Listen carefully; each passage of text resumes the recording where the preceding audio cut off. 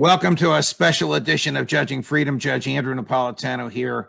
I'm going to talk with my good buddy, Scott Ritter. So, Scott, you have a documentary out there, which YouTube has taken down, which we can't even show clips of on the regular Judging Freedom. We're airing this conversation you and I are having now on venues other than YouTube. But let's start with a clip from it about the State of the Union today in Ukraine. Just in Bakhmut, by the way, the Ukrainians lost more men than the United States lost in the entire Vietnam War. So the rights of millions of citizens have been trampled upon. Ukrainian men are being sent to the front lines to be slaughtered like sacrificial lambs, snatched right off the streets. The Russian language and culture have been practically eradicated. The canonical church is on the verge of being outlawed. The country has been turned into a safari for foreign mercenaries and a testing ground for bloody experiments. Agent Volodymyr Zelensky has accomplished the tasks assigned by foreign intelligence agencies. The question is, will those in power still need someone who knows too much and wants too much?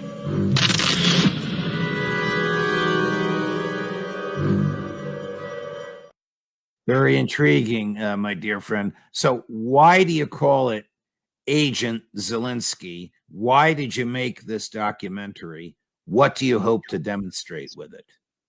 Well, I mean, he's known to the American people as President Zelensky, and people, when you take a look at how he's sold to the American people via Congress, through the Biden administration, et cetera, the media, he's supposed to be this bastion of democracy. I mean, we're being told that in Ukraine we're fighting for freedom, we're fighting for the same rights that we have here at home, and the reality is far different. This man we call President Zelensky, the reason why I call him Agent Zelensky is that he is working for foreign interests. He's working for corrupt interests. He is an agent of the British Secret Intelligence Service, MI6. He is beholden to the Central Intelligence Agency, and he is responsive to Ukrainian oligarchs, organized crime, basically, that are who don't have the interests of the Ukrainian people in mind. So I think it was important to put this out there. The American people right now are being asked to underwrite even more billions of U.S. taxpayer dollars, to send more money to fund this conflict, to prop up a Ukraine led by President Zelensky. And I think it's imperative that they at least be shown a different perspective than the one they're getting from the mainstream media. What is Zelensky's true personal goal in all this? I think what I make it clear is that Zelensky is being used. I mean, it's, for instance, when you speak of agents, and when I say agent, understand that's not an officer. Sometimes, like when you say you're a CIA agent or you're a MI6 agent, it means you're a controlled asset. It means you're working on behalf of someone else. So we can't speak of Agent Zelensky's goals. He's being used. He's a tool. He's somebody who has had a personal foible exploited by his handlers. In this case, it appears to be greed. This is a man who has sold his nation for financial gain. He has made millions of dollars. This money has been flown out of Ukraine. He has homes in Miami. He has homes in Europe. This is a man who could walk away today and live comfortably for the rest of his life, but his job isn't done yet. Remember, he's Agent Zelensky because he has a task to fulfill, and that task is to allow, unfortunately, tragically, the nation of Ukraine to be sacrificed as a proxy sacrificial lamb for the benefit of his controllers. I want to play another very, very intriguing. Boy, when I saw this, Gary picked it out. I had to watch it twice.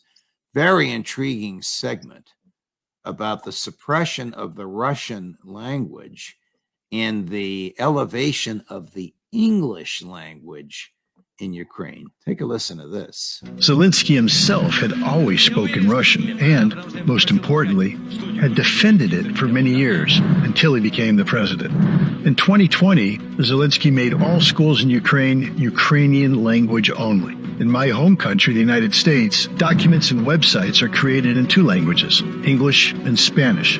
There are many Spanish language schools, and no one forces them to switch to English. This is fair and understandable. What's not understandable, why is English and not Russian the second language in Ukraine? Can you explain that to me? Are there many English Americans or Australians there?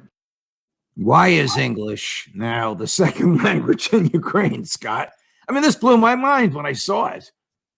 Well, because Zelensky, his controller is the British government. It's the American government, and the idea is you have to create an alternative to the Russian language. This is part of a process of what is basically ethnic genocide and cultural genocide.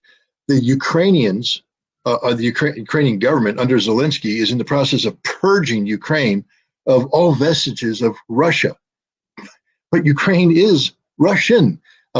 As they pointed out, and as I pointed out, Zelensky spoke Russian. He had to learn Ukrainian. His Ukrainian's not that good. He spoke Russian. He was elected because he appealed to the ethnic Russian population of Ukraine, that he was the candidate of peace, that he could bring a peaceful resolution.